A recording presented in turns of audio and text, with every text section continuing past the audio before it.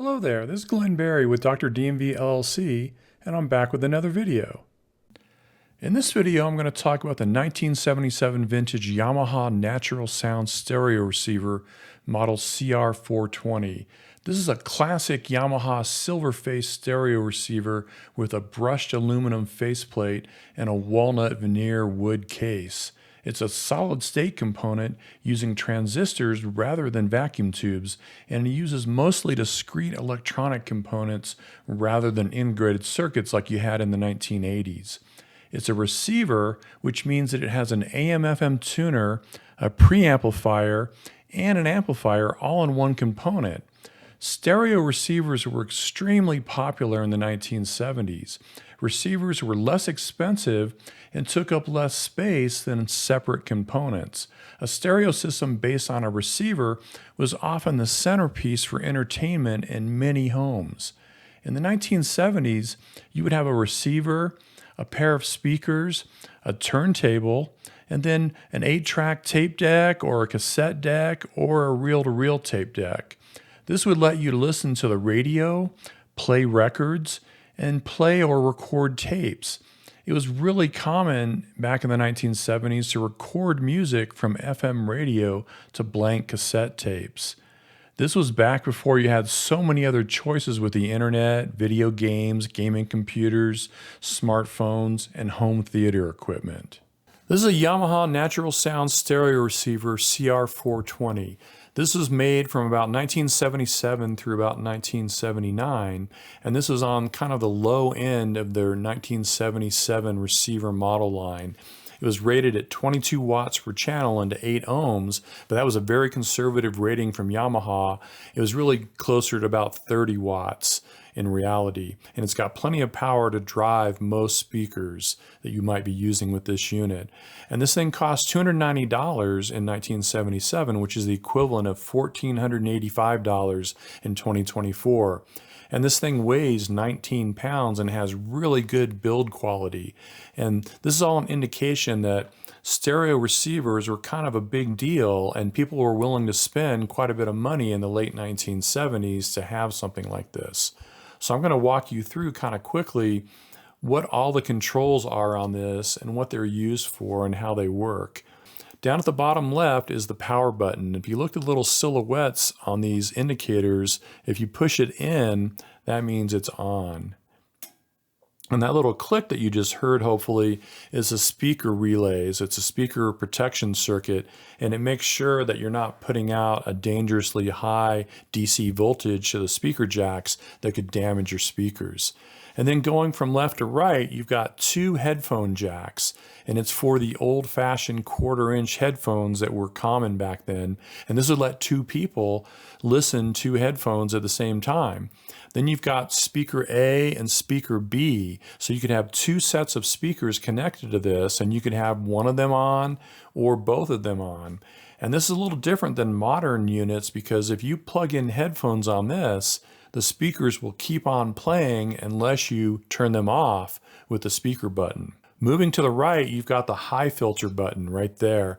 And what that does is it cuts the frequency response above 10 kilohertz. And you would use that if you had a scratched record or a poorly recorded cassette tape, or if you had a weak FM station that you wanted to clean up a little bit. The high filter might help with all of those things. Then you've got the FM AM tuner selector right there. And this lets you switch from FM to AM for your tuner. Most people would usually prefer FM. Then you've got the amplifier mode right here between stereo and mono. And modern equipment doesn't usually have that. You're always in stereo mode, but with vintage equipment, it was a nice feature to have, because if you had a noisy source that didn't sound good in stereo, you could switch it to mono and it would sound better, but then you would lose the stereo effect. Then you've got the FM muting button on the bottom right there. And this would engage the FM muting circuit, and that would cut the background noise that you heard when you were in between stations as you were tuning the tuning dial. And it also has an FM muting threshold, so unless the station came in strong enough to go past that, you would not be able to tune it in. You would just go right past it on the dial.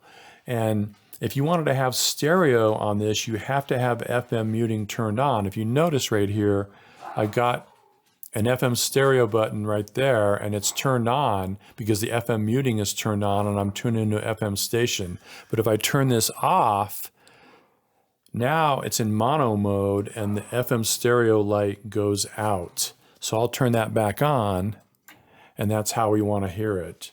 All right, continuing with the tour of the controls, we've got the bass control right here, and the red dot shows you where you're set. And normally you want to leave that in the flat position. Don't get in the habit of just turning it all the way to the right to boost the bass control. If you want the bass to come in louder, it's usually better to just turn the volume up rather than doing this. And then you've got the treble control that lets you adjust the treble, and you can decrease it or increase it, but normally you want to just leave it in the flat position. And then right here is the continuously variable loudness control. And this is an exclusive Yamaha feature that they started using back in about 1974 on their higher end gear. But the way this works is rather than just having a button to turn loudness on or off, this lets you vary the amount of loudness. And the way this actually works is you're supposed to go to the volume control and turn it up to the highest that you normally would want to listen to. So let's say that it's 5. And then if you wanted to cut back on the volume but still have it sound natural and balanced, you would turn the loudness control to the left until it was with the overall volume that you wanted to listen to.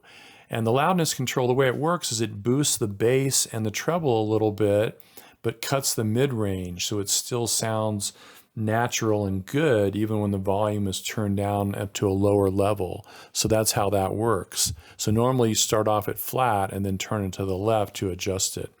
Then you've got the record out selector, and this controlled what was going to be the source for whatever you were trying to record to a cassette deck or a reel-to-reel tape recorder. So if you weren't recording anything, you leave it in the off position like this. But let's say you wanted to record something off the radio to a cassette, and that was a really common thing to do in the late 1970s. Well, then you would turn it to tuner, and then whatever was coming on through your FM tuner would go to your tape deck and be recorded. And the same way, if you wanted to record from a record, you'd use phono, and then whatever's plugged into the auxiliary jack, you would turn it there. And then the input selector controls what you're actually going to hear from the speakers or the headphones. And you could be listening to one thing with the input selector. So imagine you wanted to listen to a record, but then you wanted to record something from the radio to your cassette, you would do this. And you can have one thing recording and listening to something else at the same time. And that was kind of an exclusive Yamaha feature, at least at this price range. Then you've got the volume right there. On the outside with the red dot is the volume control, and then behind it is the balance control, the little notch. And normally you want to leave the balance in the center like that unless your speakers were not balanced and you wanted to give more to one side or the other. All right, let's talk about how you would tune in an FM station with this unit.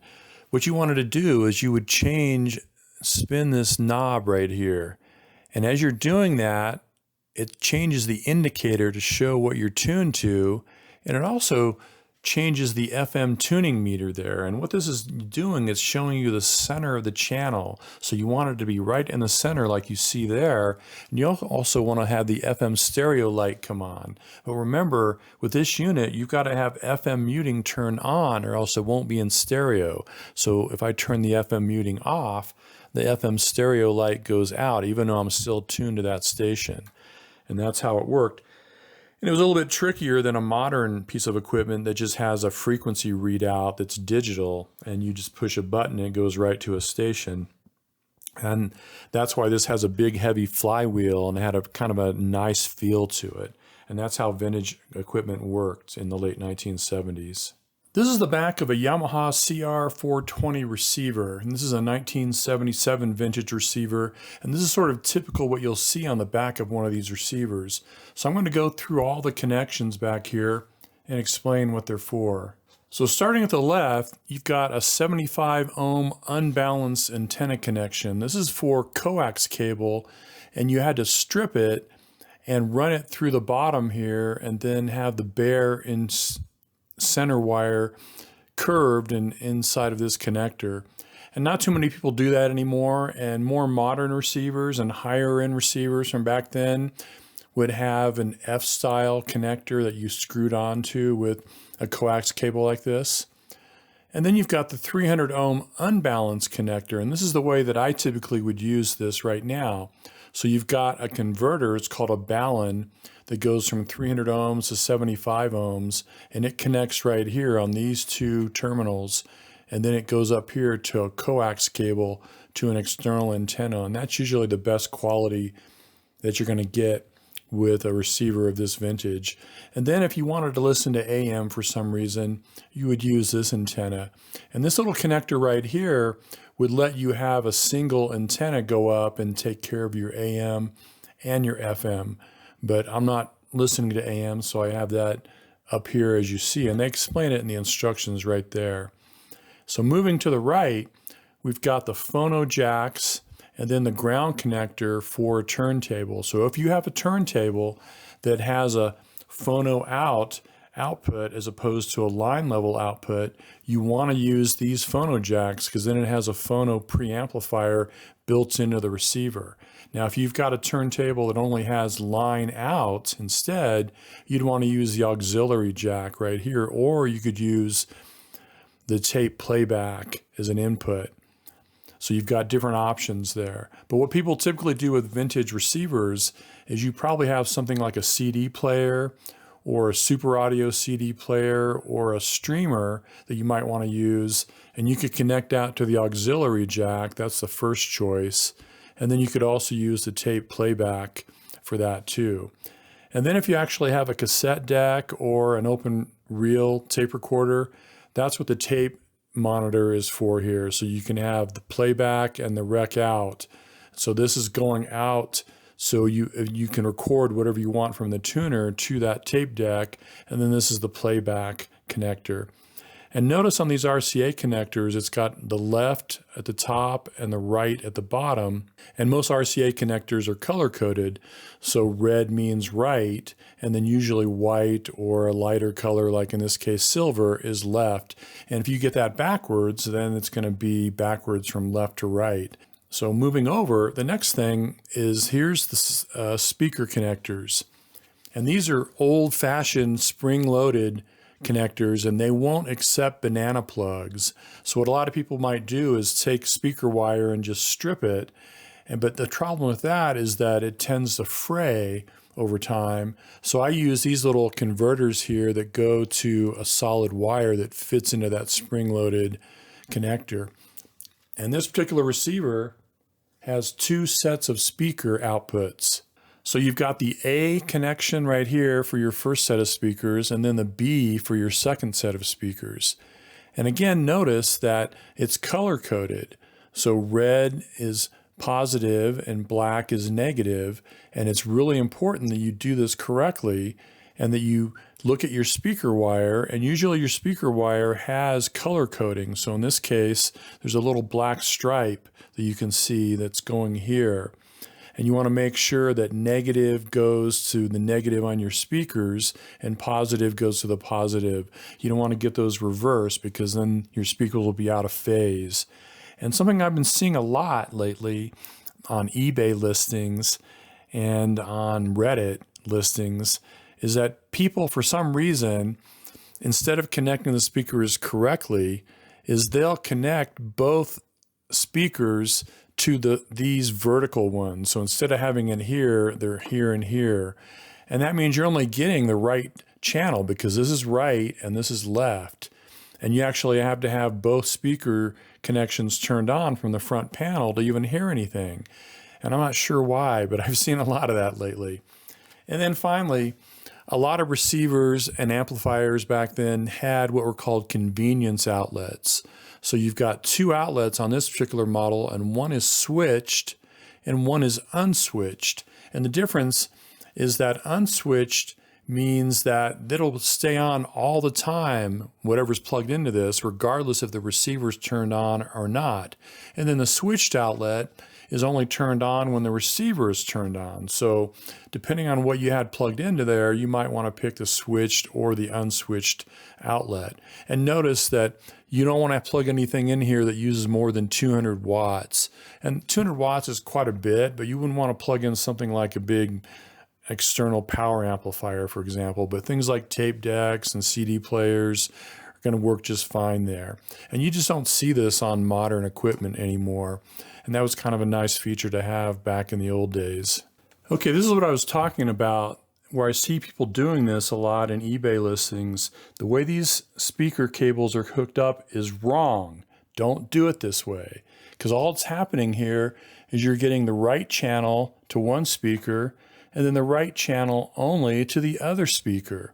And this is the A speaker and this is the B speaker. So you'd actually have to turn on both of them, which you don't normally want to do. And then you're only going to get one channel. So this is just wrong. So I don't know why people are doing this, but they just don't know any better and they probably don't have a manual to look at. This is Glenn Berry with Dr. DMV LLC, and I want to thank you for watching this video. If you liked the video, please hit the thumbs up button. If you have any questions, please leave a comment. And finally, if you want to see more content like this, please subscribe because that really helps the channel out.